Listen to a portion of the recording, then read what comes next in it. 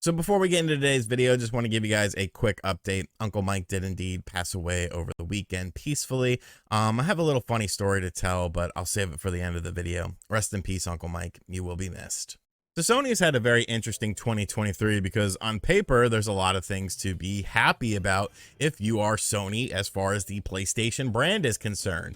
PS5 sales, they've been going really well. They successfully launched new hardware with the PlayStation VR 2. Seems like sales of those were exceeding what Sony was expecting to happen with this.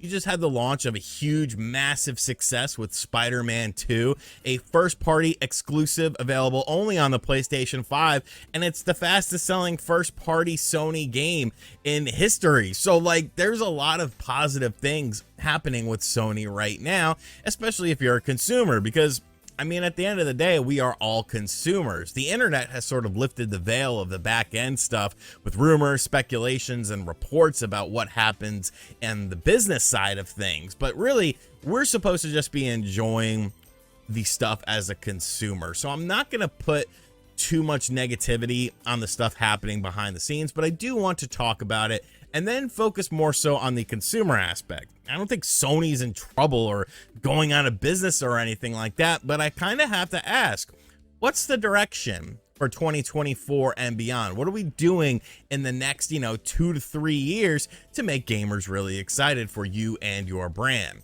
Now, of course, a lot of this sort of discourse around the Sony brand as far as PlayStation is concerned is sort of surrounding the mysterious leaving of certain individuals within the company. Of course, Jim Ryan announced that he's retiring, and I mean, I was never really a fan of Jim Ryan, so, that's fine with me, but he was a long tenured employee, but he was also kind of a bit on the older side. It kind of makes sense for him to want to retire at this age because he launched the PlayStation 5. He probably doesn't want to be around for the launch of the PlayStation 6, whenever that's going to be, because I have to imagine that that does play a role on you as far as, just your mindset and stuff like that. But he gets paid the big bucks to do things like that.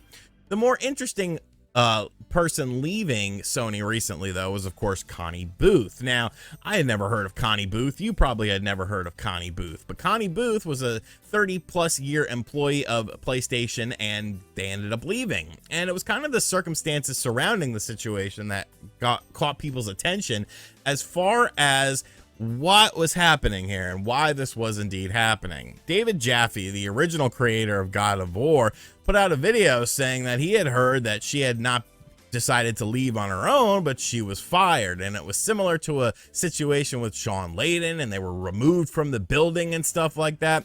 And funnily enough, I had actually heard that Shawn Layden was removed from the building when he was terminated in a very similar manner, but nobody was really talking about it, so I never really talked about it. But what's interesting about that is, that means that there's a reason for this. Jim Ryan leaving on what we understand to be his own accord, that's kind of different than an employee of 30+ years getting fired out of the blue. Now, there's been some reports that sort of corroborate what that has been saying about Connie's departure from it and some of the things that we heard about Shawn Layden. And you kind of have to wonder, like, what's going on the executive side of things with PlayStation as far as key members of the teams are concerned are now seemingly being let go, and not in pleasant manners, not in a thank you for your time with the company and thank you for everything you did. Here's a little pizza party for you. No, it's like, yo, get the F out of my building. Like, we ain't playing around with you. So you have to imagine that there's some sort of division. Now, there is a rumor surrounding the situation that it has to do with the Last of Us factions multiplayer for the Last of Us 2. That was supposed to be a big thing. Supposedly Connie was involved in it, and then this, that, and the other. It seems like that's never going to come out now as far as some of the rumors are concerned. So maybe that was her dropping the ball in the situation. But you have to imagine there had to have been other instances happening with Connie at Sony in order for this to happen. One sort of thing is not something that you jump off the side of a building for and say, all right, we're going all in, you're out of here, we're getting new direction. But really, none of that stuff matters to us, because at the end of the day, we are just consumers. And I am a PlayStation 5 owner, I'm a PSVR 2 owner. soon to be a PlayStation Portal owner. Yeah, I ended up buying one. Like, yeah, you know, it'll make for an interesting video in the month of November. But as a consumer, you're pretty happy with Sony, with a little bit of a caveat, because yes, you did just get Spider-Man 2, a phenomenal game that I still need to buy it. I know I've just been very busy, but the game has been getting very high scores. It seems like, generally speaking, most people love it, and I'm sure I'm gonna love it. I'll probably actually buy it after I finish up this video. But what is 2024 for PlayStation as far as games are concerned? Because right now there's only one first party game that is announced for 2024, and that's Helldivers 2, which kind of really isn't a first party game. It's a budget game, and it's a game that I have absolutely no interest in because I think it looks very bland, and it seems like there's a million other games like it, like Outriders and stuff like that. So what is going on with 2024 with Sony as far as the PlayStation 5 is concerned? We know about third-party games. We know about third-party exclusive games such as Final Fantasy VII Rebirth, and you kind of got to take a step back and realize that as far as this generation is concerned with PlayStation, right now there's two companies that have been really, you know, swinging that flag around and really holding up the brand as the foundation, and that's Insomniac, and that is indeed Square Enix. Because without those two companies, you really don't have many games for the PlayStation 5 as far as exclusive titles are concerned, which are an important thing. You know, people like exclusive games. That's why you play on specific platforms.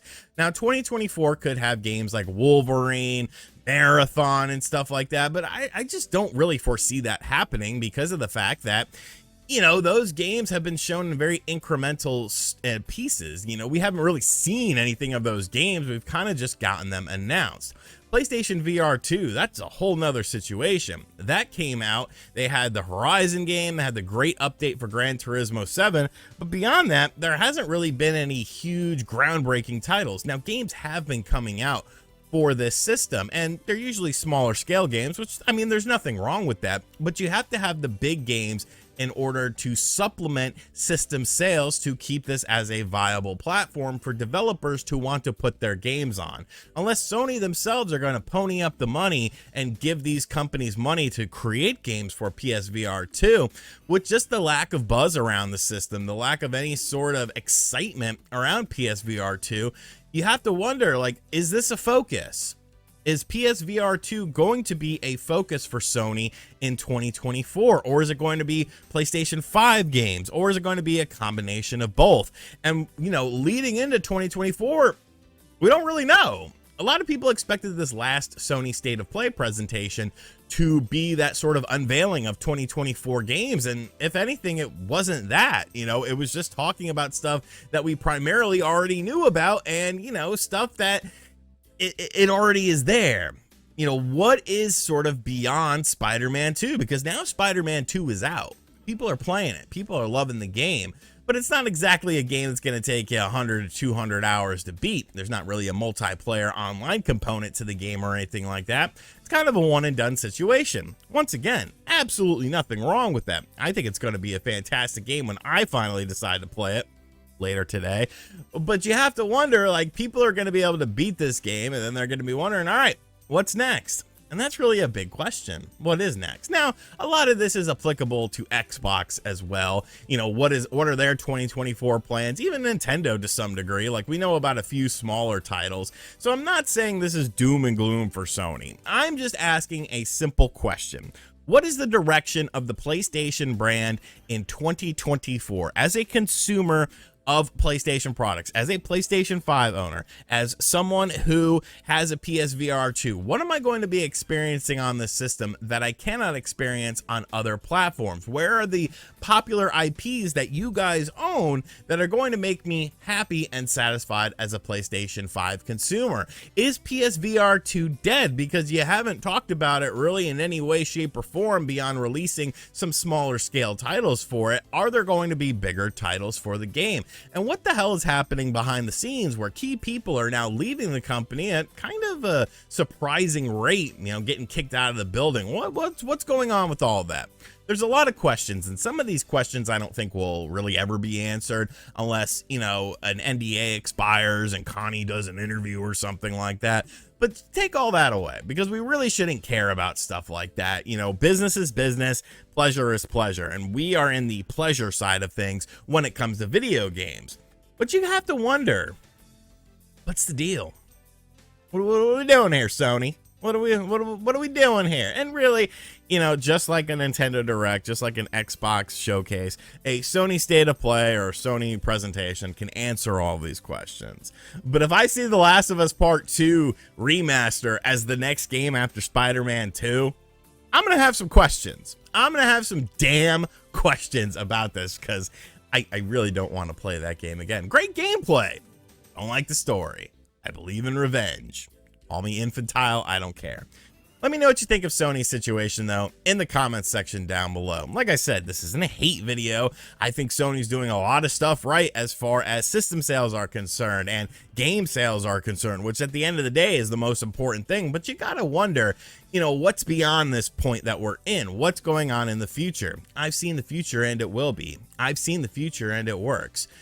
That's Prince song from the Batman soundtrack. I love that. Anyways, before we go, I want to give you guys a little funny story about Uncle Mike. So my mom called me yesterday and she was kind of reminiscing, telling me stories about that when they were kids and stuff, and I was dead silent.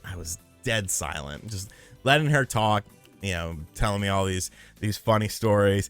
And then right as she was done, she was like, well, and I could tell that she was like thinking that things were wrapping up because I didn't have anything to say. And I was like, whoa, hold the phone here, woman. Hold your horses here, bucko. I have a story too. And she was like, really? I was like, yeah. And she was like, okay. And I was like, Christmas of 1993. It was a glorious morning. I got my Sega Genesis Model 2 with Sonic the Hedgehog 2 pack, and Uncle Mike hands me a game. I open it. It's Mortal Kombat. And some harlot made me return it because at 8 years old, I was not old enough for Mortal Kombat. And I got MiG Fighter Pilot 29 for the Sega Genesis, and I never got the plane off the ground. And she just started laughing. She's like, how do you remember that? I was like, it scarred me for life, Ma. It scarred me for life that I did not get to have Mortal Kombat for my Sega Genesis. It was absolutely ridiculous. I was 8 years old. I was old enough. And she was like, well, for whatever it's worth, I apologize for that. And I was like, thank you. I have been waiting 30 years for you to apologize for making me bring back Mortal Kombat that Uncle Mike got me. So I thought that was a funny story. Rest in peace, Uncle Mike. There's not going to be a service or anything like that. He just wanted to be cremated. Hopefully we'll all get together maybe for a lunch or something like that. But badass dude, man. Badass dude. I'll catch you guys on the next video. Later.